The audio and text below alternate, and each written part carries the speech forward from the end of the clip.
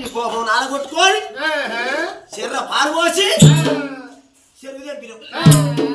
మేము 6 గంటల బతికేమా పాడు చేసినాం.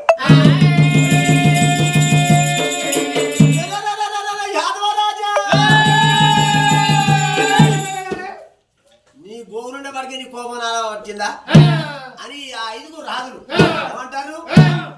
మరి గొల్లైనకి ఏనాడు కనుక మరి ఏం లేదు, మనకి ఏరియాలు ఉన్నాయి.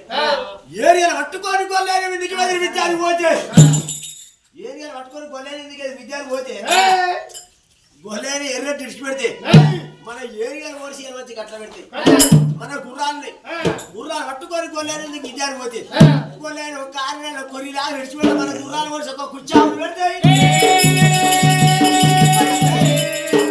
బాంగోలు పరిశీలు తుపాకులు న్యాయం రైపోలు ఉన్నాయి. ఇవన్నీ పట్టుకొని కొల్లాయి మన విద్యాలు పోతే కొల్లాయి పరిచయ మరెత్తే మన పట్టే రాజ్యాలు భారత్లో పడతాయో.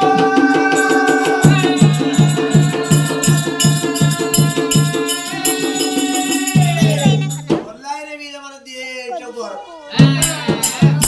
దెబ్బ కొడితే 30 ఏళ్ళతో రక్తం మేళతో సొమ్ములో ఉండాలి, సమయ మందిరం ఉండాలి. మరి ఏనాడు చెప్పు 5 రాజులు ఏమని ఇస్తారు పడ్డారే?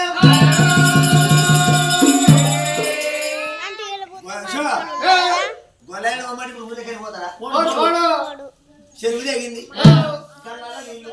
చెరువు గడ్డి, చెరువు కూడా గడ్డి అచ్చి గడ్డి తిన్న కొలవారు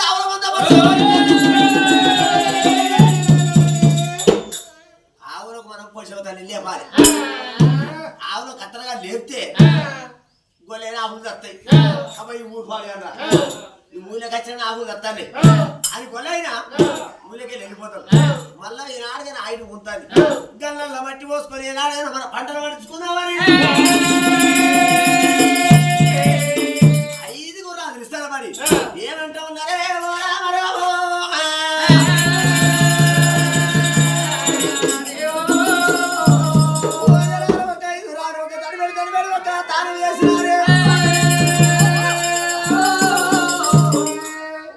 తెల్లటి పూలు తెల్లటి అత్యంతలు అట్టుకోని ఓషమ్మ గుడికాడికి వచ్చి ఓషమ్మ దానికి ఏమంటే